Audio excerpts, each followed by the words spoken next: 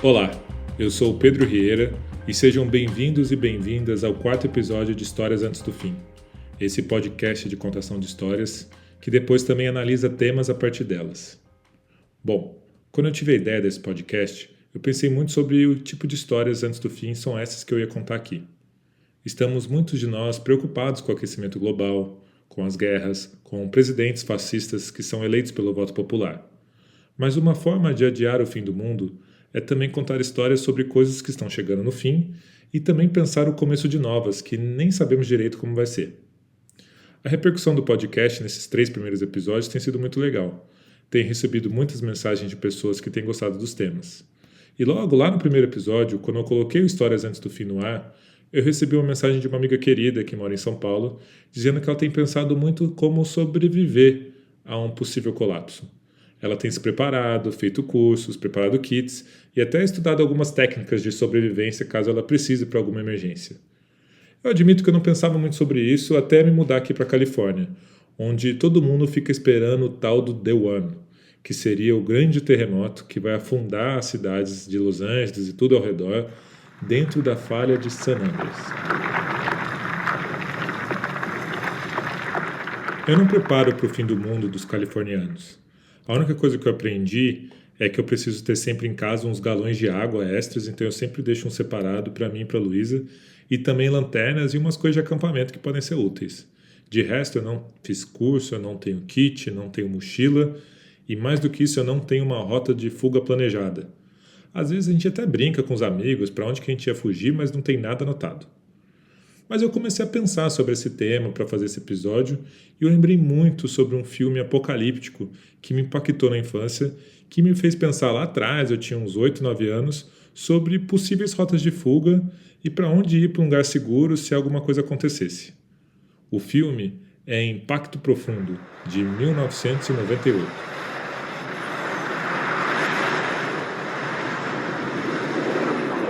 Essa onda que acabamos de ouvir é a onda que o meteoro do filme causa ao bater no oceano e depois varrer todas as cidades litorâneas do Atlântico, principalmente dos Estados Unidos e da Europa.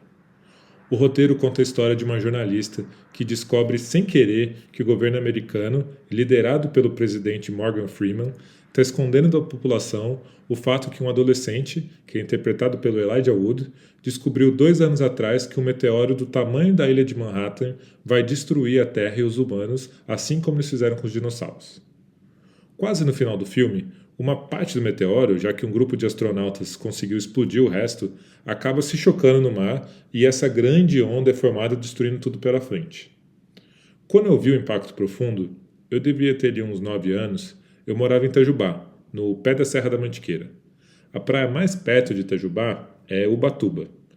E o filme me marcou tanto que toda vez que a gente descia a Serra da Mantiqueira, cruzava o Vale do Paraíba inteiro e descia depois a Serra do Mar em direção a Ubatuba, quando uma amiga da minha mãe chamava a gente para ficar lá, eu pensava, não vai ter perigo. Eu não preciso fugir para as montanhas, assim como o personagem do Elijah Wood fazia com sua moto e sua namorada na garupa. Eu já morava na montanha. A onda ia ter que passar por 2 serras. Primeiro a Serra do Mar, depois o Vale do Paraíba inteiro, depois subir a Serra da Mantiqueira. Então, apesar de toda a preocupação que esse filme me causou, eu não precisava de uma rota de fuga. Eu já estava, na minha visão, no final dela.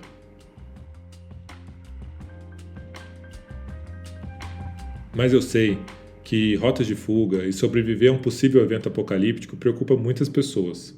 Aqui nos Estados Unidos é uma moda fazer casa autossustentável ou até para os mais radicais pensar em fazer um próprio bunker. Eu comecei a pesquisar mais sobre o tema e vi que no Brasil ele ganhou o nome de sobrevivencialismo.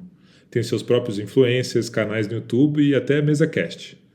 Tem coisa legal ali, tem técnica para usar ferramenta que eu não fazia ideia, que eu sou muito ruim e fico perdido no Leroy Merlin. Tem proposta de reciclagem de material, tem algumas coisas interessantes. Mas no fundo, o sobrevivencialismo é quase um escoteiro americano versão 2.0 adaptado para o Brasil. O sobrevivencialismo rural, que ganha muita força nas redes, é também armamentista. Isso mesmo, é sobre ter uma propriedade que não vai precisar mais de um Estado que foi atingido por esse colapso, que pode se autogerir, mas que também ninguém pode entrar e que está protegida por armas. O sobrevivencialismo é sobre defender você e a sua família. No máximo, a vila sobrevivencialista que vai estar ali ao seu redor, com os mesmos valores e as mesmas ideias. Então, para mim, essa é uma rota de fuga.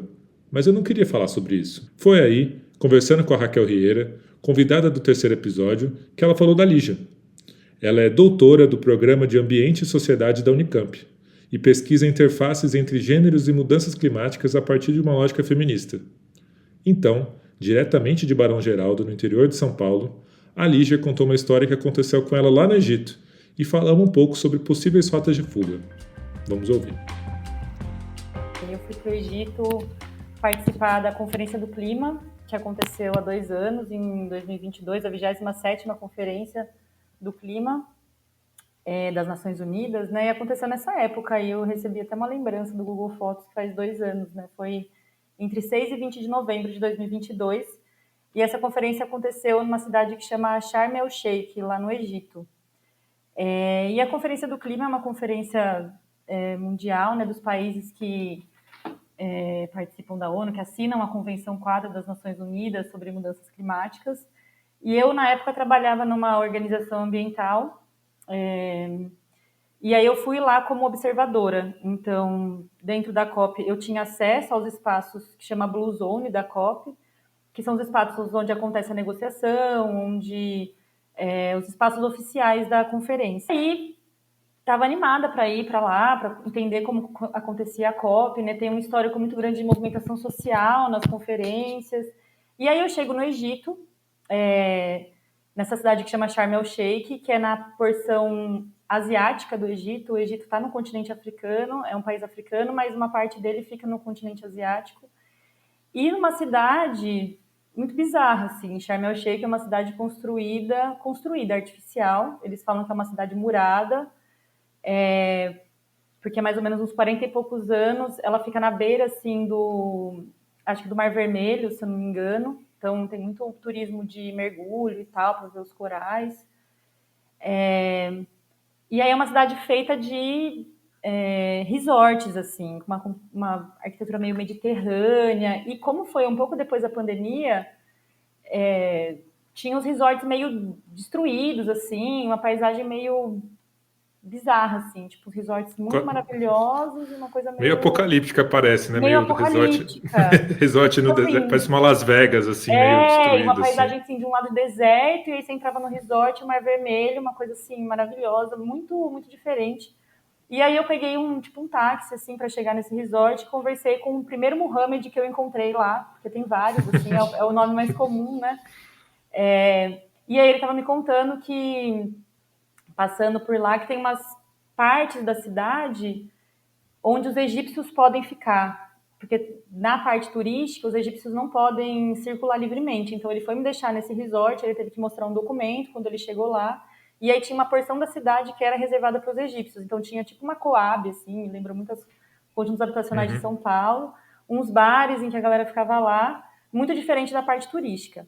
Então isso já me causou um estranhamento, mas eu falei, beleza, né? E aí cheguei na COP, aí o segundo estranhamento foi que você chega na Conferência do Clima, e não sei se você já foi, se você foi, tipo assim, uma feira do Sebrae, assim, que tem um monte de stand, tá ligado? E aí a galera rola muita palestras, muitas rodas de conversa e também apresentação, folheto e não sei o quê, com a galera com os standzinhos, assim, meio que, defendendo a energia nuclear, um outro, não sei o quê, hidrogênio verde. Então, eu olhei aquilo e falei, meu Deus do céu.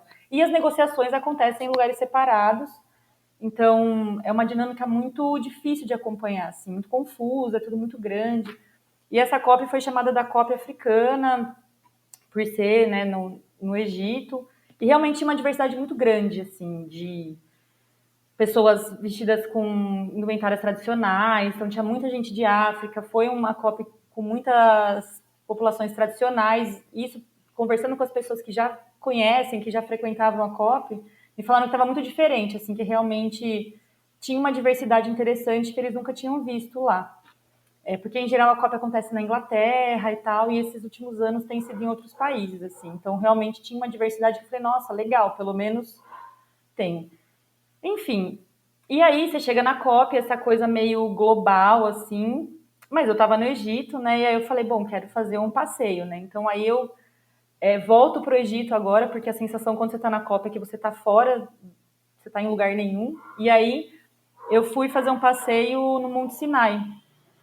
O Monte Sinai, ele fica no deserto do Sinai, numa cidade que chama Dahab. É mais ou menos uns 90 quilômetros de Sharm el-Sheikh. Então, aí para chegar lá, você tem que... Pega uma excursão, assim, né? Esses caras que fazem essas excursões, entram numa van.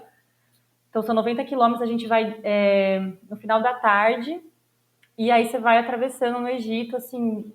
lá é uma ditadura, então o negócio lá é meio cabuloso, assim, muitos pontos militares, é muito militarizado, então a van passava o tempo todo por pontos militares, o cara tinha que crescer, mostrar documento, uma coisa meio tensa. Aí a gente chega lá no começo do deserto do Sinai, onde tem esse parque, assim, tipo uma área de conservação, alguma coisa assim. A gente chega lá, tipo assim, 11 horas, meia-noite, então a gente cruza o deserto de madrugada. E aí, para você cruzar o deserto, foi muito louco, assim. E aí, para você cruzar o deserto, você precisa ter um guia. E aí, os guias que moram no deserto são os beduínos, né? É uma etnia, né? Os beduínos, eles são tribos, assim, né?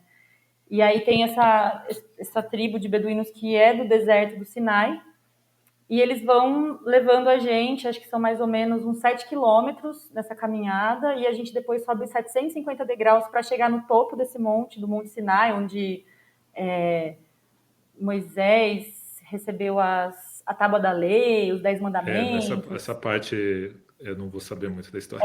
Mas é isso. Eu peguei uma cola aqui porque eu também não lembrava muito, mas tem até uma igrejinha lá em cima. E aí o outro Muhammad que foi ser o nosso guia, assim. E aí foi muito surpreendente nesse momento. Eu e uma jornalista, a gente foi conversando com ele. O cara falava assim inglês, árabe. Bom, árabe ele falava, né? Mas também falava francês, porque é a língua que todo mundo fala no Egito. Francês, italiano, o cara falava russo, espanhol, e ele também falava um pouquinho de português. E aí, em algum momento, ele me perguntou do Lula, né? Ele falou, Olha e o só. Lula, porque o Lula tinha acabado de ser eleito, né? Então ele falou, vocês estão felizes com a eleição do Lula e não sei o quê. Falou um pouco sobre... Daí a gente perguntou para ele como que era a política no país dele. E aí ele foi falando, assim, né, sobre a questão da ditadura, que o Egito tem um regime ditatorial. Na época, estava um bafafá muito grande sobre os presos políticos por manifestação política que foram presos. Inclusive, teve um ativista que, enquanto a gente estava na conferência, esse ativista ele já estava em greve de fome fazia 200 dias.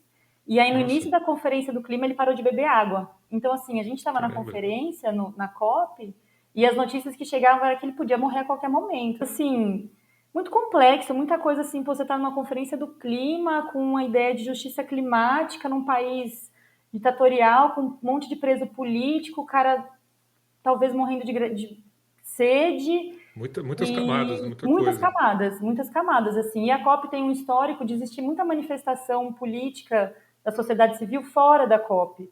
E lá, por ser um país ditatorial, isso foi totalmente proibido. Então, assim, dentro da Conferência do Clima, as pessoas só podiam fazer uma manifestação com a permissão da UNFCCC, que é a Convenção Quadro das Nações Unidas. Então, assim, muito bizarro. E aí, enfim, andando, né, 7 quilômetros na madrugada, conversando Isso foi a com madrugada inteira, né? Mas, tipo, a sete madrugada quilômetros no inteira. deserto, é a madrugada inteira. A gente sai, tipo, meia-noite do começo do deserto e chega lá no topo para ver o nascer do sol.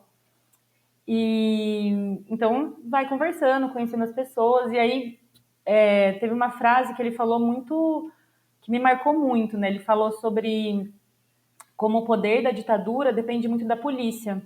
E que o poder só chega até onde a polícia alcança. E que no deserto eles não entram. Lá eles não chegam, que o território é deles. Porque eles conhecem. Gente, é inóspito, é um deserto. E é impressionante como eles se movimentam, as estruturas que eles têm para sobreviver nesse lugar. Então, para conseguir captar água, as construções muito adaptadas, o conhecimento que eles têm para se mover. É tudo muito impressionante. E então não é qualquer um que entra lá, né? Então os policiais não entram, então é meio que um refúgio. E, e aí isso eu me dei conta, foi nesse momento assim que meio que virou uma chave. Aí eu perguntei se os beduínos não estavam na conferência. E aí ele falou que eles não puderam participar. Que quando eles ficaram sabendo que ia ter essa conferência, eles quiseram, mas eles não tiveram acesso. Então, para mim, isso foi É isso, sim. Foi uma coisa muito, muito chocante pensar que aquela conferência que estava pautando essa diversidade, a COP africana, que as próprias populações locais, né, que estão num ambiente extremo, que é um ambiente que talvez a gente veja se espalhando em outras partes do mundo, não puderam acessar. Não puderam acessar por conta dessas questões políticas.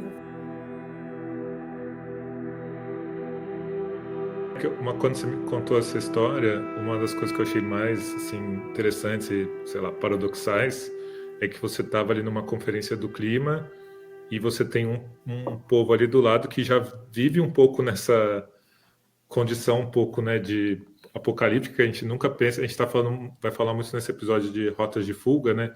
Ninguém pensa na rota de fuga do tipo, se tudo der de errado eu vou pro deserto. Porque o deserto é muito ruim, mas talvez a gente tenha que passar alguns povos ou, sei lá, muitos povos passar por essa condição.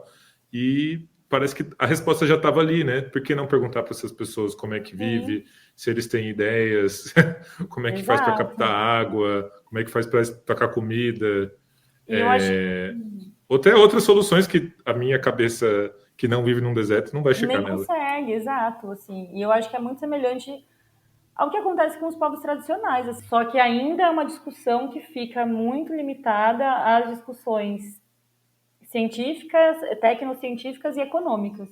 Então, quais são as soluções que se pensa para a questão climática hoje em dia, dentro desse modelo de conferência do clima? Mecanismo econômico, crédito de carbono e, sei lá, geoengenharia. Tipo assim, uma tecnologia muito louca vai salvar a gente, sei lá, vamos refletir o sol, Você sabe? me Vamos contou essa ter história, do né? Tipo, de sol. tal pessoas ali tentando vender a ideia de um grande Exato. escudo, né, que vai proteger a gente, assim. Sim, porque dos pontos, turning points que eles falam, né, tipo, esses pontos de virada das mudanças climáticas é o albedo, que é uma medida de reflexo, sei lá, tipo assim, regiões, eu não sei se é do gelo, não sei o que, reflete a luz solar. E aí também é uma das coisas que faz estabilidade do clima. E a gente está perdendo isso. Então a ideia é criar placas gigantes para refletir.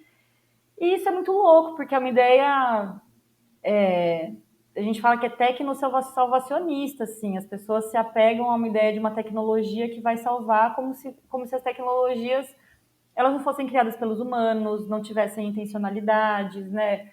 Como se também elas não provocassem outros danos. Uhum. Então, é uma caixa preta, cara. Você não sabe o que vai acontecer se você refletir o sol. Pode ser que dê uma merda muito grande, assim, né? E nós vamos construir o maior prédio do mundo, de 1 quilômetro de altura, aí em São Paulo. Já fiquei hospedado na maior torre do mundo, no Burj Khalifa, no Hotel Armani. E eu posso te falar, a única coisa que me levou lá, para esse lugar, foi essa torre. E eles mudaram a realidade de um deserto. Agora você imagina uma terra próspera, igual a nossa, tendo o maior prédio do mundo. Tem gente que acha que eu tô de brincadeira.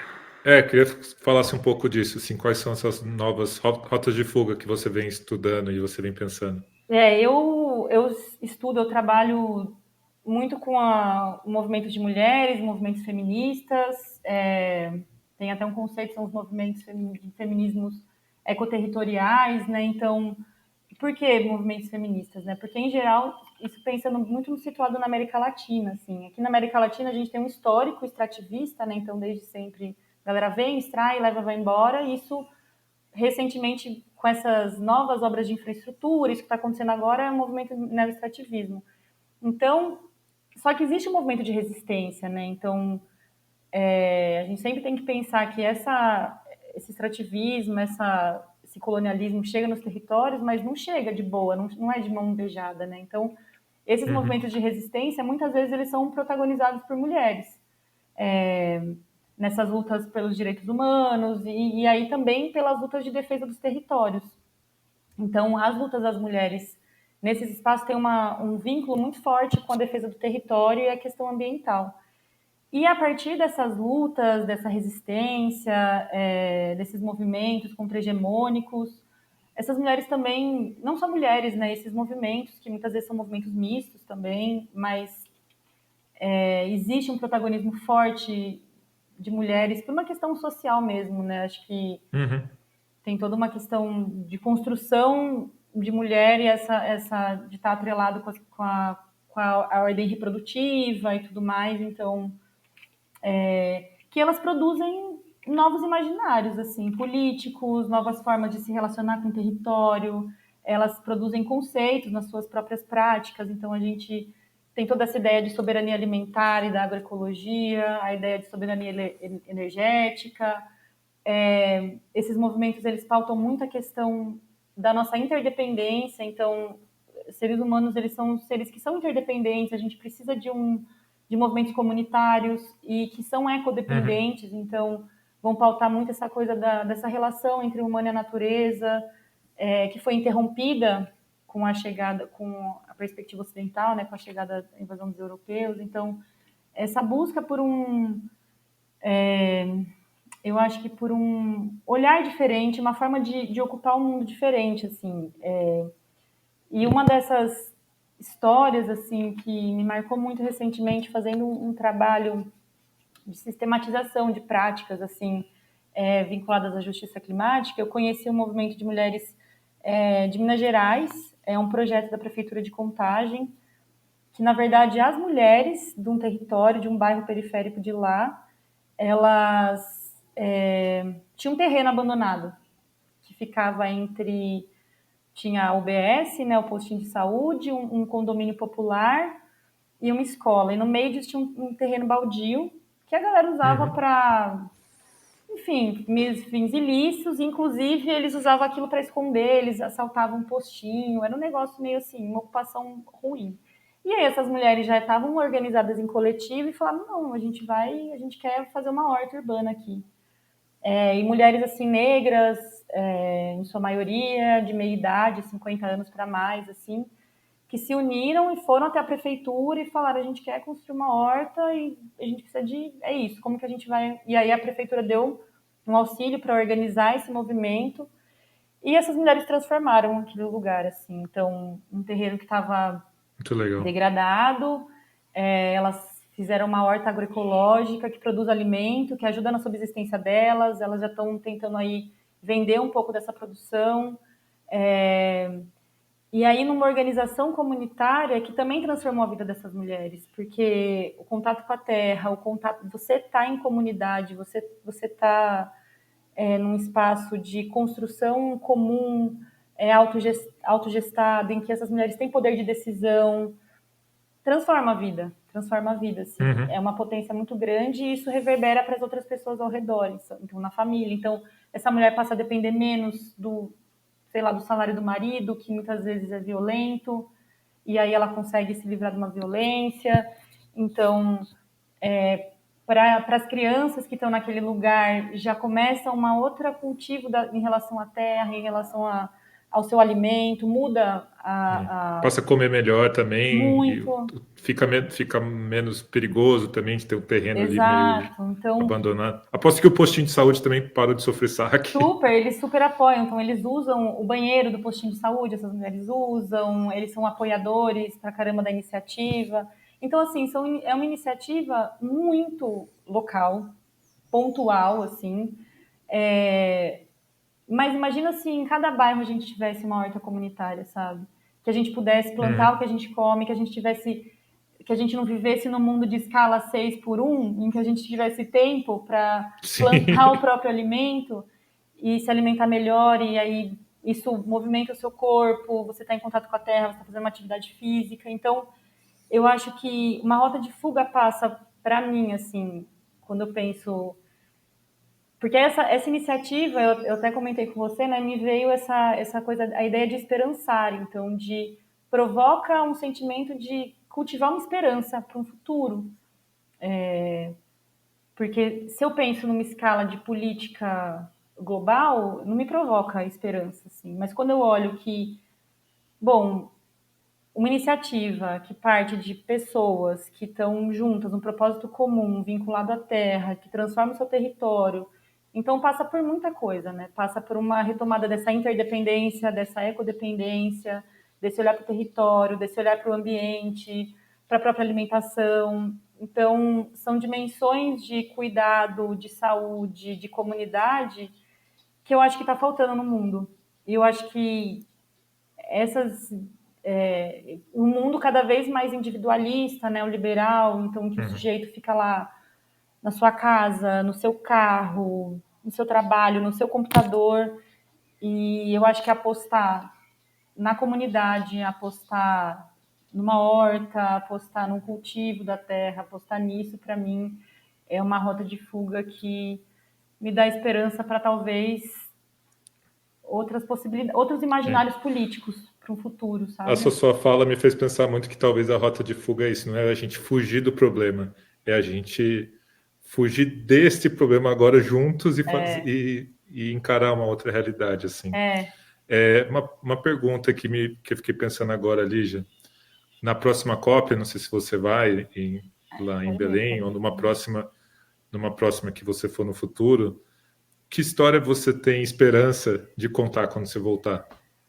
Olha, eu acho que eu quero ir para a COP ano que vem e eu quero estar do lado de fora, assim. Eu acho que eu quero estar junto com os movimentos sociais, eu quero estar junto com os movimentos da sociedade civil que vão estar lá fora pressionando, porque isso está faltando. A gente não está tendo espaço da sociedade civil para pressionar por outros direcionamentos. Então, eu acho que uma história que eu gostaria de contar é, pô, eu participei de uma passeata, de um protesto que aconteceu, sei lá, por justiça climática, justiça por mulheres, junto com indígenas, com populações tradicionais, sabe? Eu quero contar essa história de que nessa conferência a gente teve uma participação efetiva de pessoas que de fato têm outras propostas e outros imaginários para essa questão climática, assim. Então acho que eu gostaria de contar uma história muito mais de fora da COP, assim, na margem da COP, que eu acho que é nas margens que as coisas mais interessantes acontecem, né? Nessas fronteiras é onde essas ideias mais interessantes aparecem, muito mais do que sobre a conferência em si, assim. Acho que é mais ou menos Uma isso. última pergunta que eu faço para todo mundo, mas a gente Claro. vai fazendo adaptações para cada convidado e convidada. Um meteoro caindo, uma grande onda que vai destruir tudo. Para qual local você gostaria de estar assim no fim do mundo? Nossa, essa eu achei que eu fosse ter dificuldade de responder essa pergunta, mas foi muito fácil. Eu iria para a Ilha do Cardoso. Eu não sei se você conhece a Ilha do Cardoso. A Ilha do Não, mas Cardoso já ouvi falar muito perto de São Paulo, né? é no litoral sul de São Paulo, na divisa com o Paraná. É na região do Vale do Ribeira. E a Ilha do Cardoso é um refúgio de Mata Atlântica ainda aqui no Sudeste, aqui no estado de São Paulo, né? É uma ilha que fica de frente com Cananéia, é um parque estadual. Primeiro parque estadual do estado de São Paulo, que a gestão agora é das comunidades tradicionais, então as comunidades Olha só que legal. caiçaras que agora estão na gestão do parque. E eu conheço a Ilha do Cardoso desde o tempo que eu era bióloga, porque eu falo que eu sou uma bióloga dissidente, né? Eu abri mão da biologia e fui mais para a área social, mas eu já fui bióloga um dia e eu fazia campo na Ilha do Cardoso, isso em 2010, faz tempo, assim. E lá eu acho que foi onde me despertou essa vontade de entender o ser humano na natureza, assim, porque é um parque estadual que tinha populações tradicionais dentro, né, que são os caiçaras. E eu falava, então quer dizer que para você conservar a natureza você não precisa excluir o ser humano. Eu acho que integrar faz muito mais sentido. E lá para mim é o paraíso, assim, é onde a gente consegue exercer essa comunidade, essa proximidade com a natureza. Você vê uma organização comunitária muito forte e lá é maravilhoso, assim, é um lugar muito lindo, em que você vê boto quando você está nadando no mar. Então, acho que se eu pudesse escolher um lugar para passar aí, ó, os últimos minutos, eu com certeza estaria lá na beira da praia olhando para o céu, assim, na restinga da Ilha do Cardoso. Embalados agora por uma onda mais calma, não por uma onda que destrói tudo, mas uma possível onda ali da Ilha do Cardoso, no litoral de São Paulo, a gente encerra o 4º episódio de Histórias Antes do Fim. Como a gente sempre faz no último bloco, eu dou aqui umas dicas, sugestões baseadas nos temas desse episódio. O primeiro é que eu vou postar o texto da Lígia, que ela fez um relato sobre essa viagem e sobre esse encontro com os beduínos no site da Unicamp. Vou postar na descrição no YouTube e também nas minhas redes sociais, para quem tem interesse em ler depois de ter escutado essa história muito legal da Lígia. A segunda dica e sugestão é o documentário Nostalgia da Luz, do Patrício Guzmán. É um documentário que eu gosto muito. Nele, o cineasta chileno faz uma análise sobre o deserto do Atacama, que ao mesmo tempo é um lugar muito importante para a ciência, que é repleto de observatórios e telescópios, e cientistas vão lá para entender mais as coisas da natureza, mais meteoros, estrelas e galáxias, e ao mesmo tempo é uma maneira de entender mais sobre o nosso próprio planeta, ao mesmo tempo que o deserto foi um local onde a ditadura chilena escondeu, enterrou vários corpos de presos políticos, e até hoje várias famílias vão até o deserto em busca de respostas. Então, acho que é um filme que eu fiquei pensando muito sobre o deserto e muito sobre essas contradições, essas camadas que tem também na América Latina. Bom, é isso. Espero que tenham gostado do episódio de hoje, assim como eu gostei de fazer. E eu encontro vocês daqui a 15 dias no Spotify e no YouTube, no Histórias Antes do Fim. Um abraço, antes que o mundo acabe.